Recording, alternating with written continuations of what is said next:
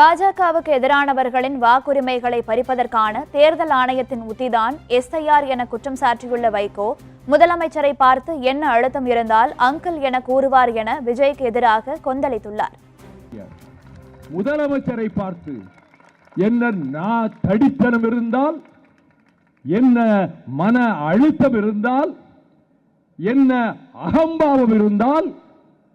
Uncle என்று தொடர்ந்து சொல்லிவிட்டு அடுத்து நாம் தான் ஒரு நாற்காலியை செய்து, ஆமாம், ஒரு நல்ல தச்சரை கூப்பிட்டு ஒரு நல்ல நாற்காலி செய் என்று சொல்லி அந்த நாற்காலியை கொண்டு வந்து ஒரு அமாவாசை இருட்டில் சென்ட் ஜார்ஜ் கோட்டைக்கு எதிரே போட்டு அங்கே உட்கார்ந்து கொண்டு ஜார்ஜ் கோட்டை என் பக்கம் வந்துவிட்டது, நான் இந்த நாட்டுக்கு முதலமைச்சர் ஆகிவிட்டேன் என்று வேண்டுமானால் நீ சொல்லலாம்.